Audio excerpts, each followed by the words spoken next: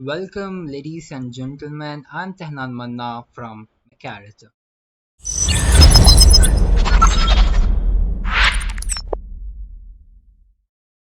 So, what are we going to learn today? So, basically, today I'll be explaining you what is a workspace and also implementing how we are gonna create a ROS workspace in a ROS environment. So, let's just jump into it. What is a workspace? So, a workspace is a set of directories in which a related set of ROS code lives.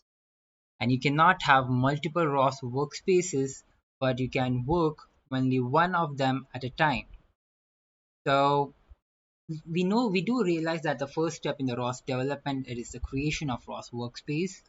So, basically we can say that a workspace is a folder where we have packages, we edit the source files or compile packages, and it is also useful when you want to compile various packages at the same time, and it is a good place to have all our developments localized.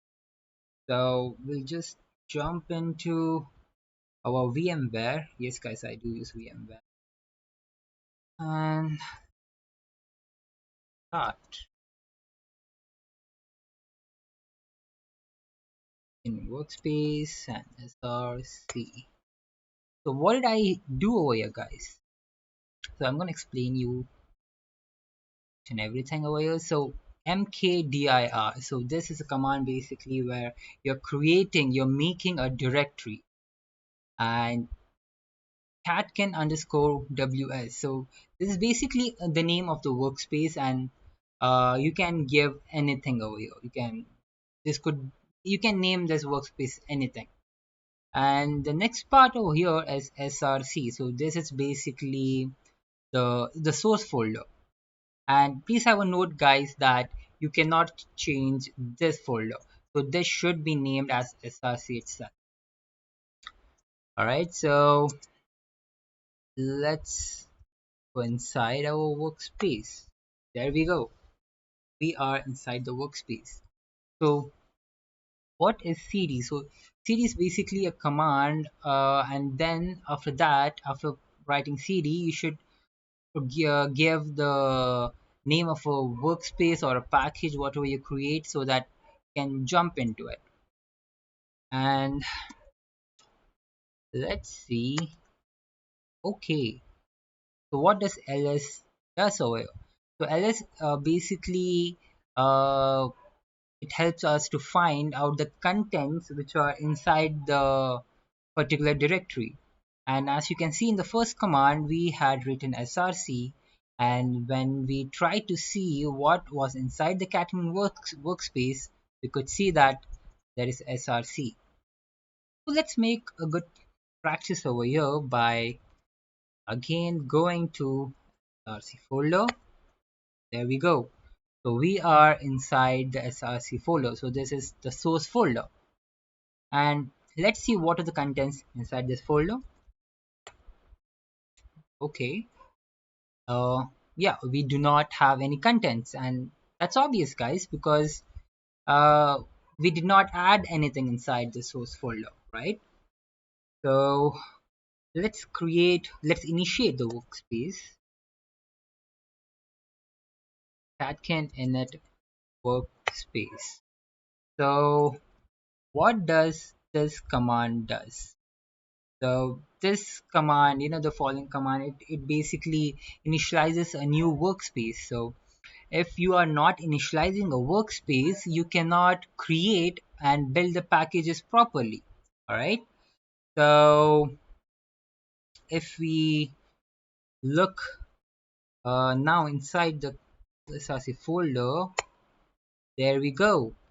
So guys, do you see the difference over here? When we did ls over here, we could not see anything. But after initializing the workspace, when we give the command ls, we can see there is something called cmakelist.txt.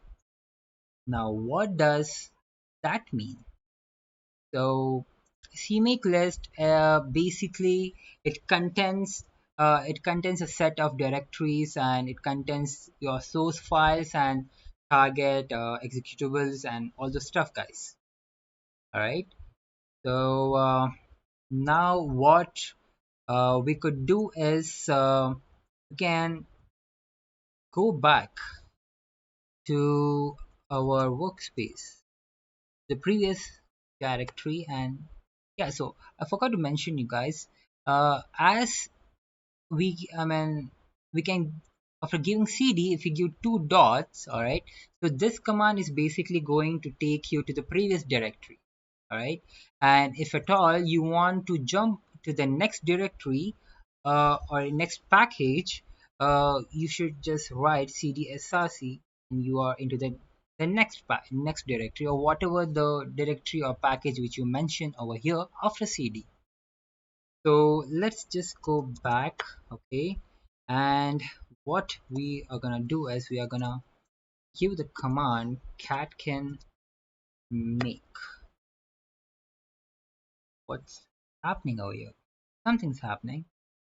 Okay. All right, and it's done. So what did I do over here, guys? What is cat can make? So cat can make is basically it is a command uh, where you build your workspace, all right. So without doing cat can make, you are not actually building the workspace. So let's see ls now. Oh, okay, now we have three folders, that is build, devil, and src. So we'll just try to make it a bit clean by clearing everything, all right. And let's see, yeah. So as we can see that earlier we just had src, but after doing cat can make command, we are getting two extra folders, build and devil. So what does these folder mean? So basically, uh, as I mentioned, src folder inside the cat can make a workspace folder is a place where you can create or clone new packages from repositories.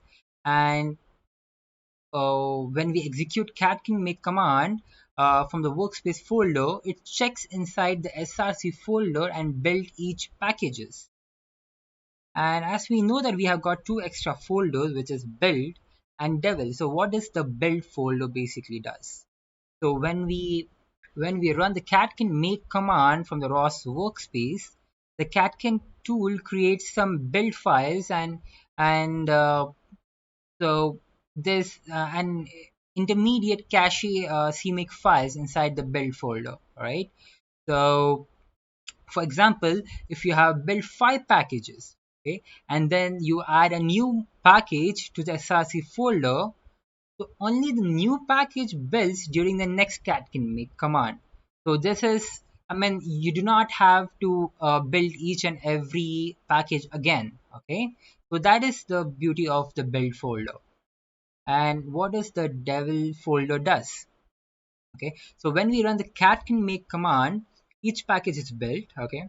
And if the build process is successful, the target executable is created, all right. So the executable is stored inside the devil folder, so which has a shell script. I can show you guys. If we just go to if we go to devil folder, sorry, yep, and if you look at the contents, so we have our setup.bash. We have this bash file, all right. So what does this make? I mean, you have to source this file before launching any of the launch files, okay.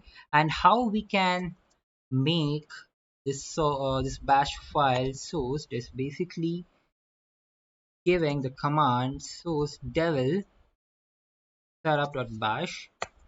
Yes. So if you run this command, guys, you will be able to uh, you'll be able to basically launch all the packages and launch files which are inside our workspace, right?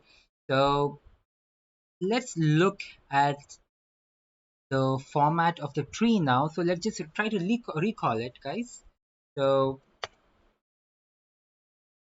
oh, that's a pretty big one. Okay, let's just not jump into this now. So that is it, guys. You have built your first workspace in the ROS environment, and I'll see you guys in the next video. And till then, have a great time.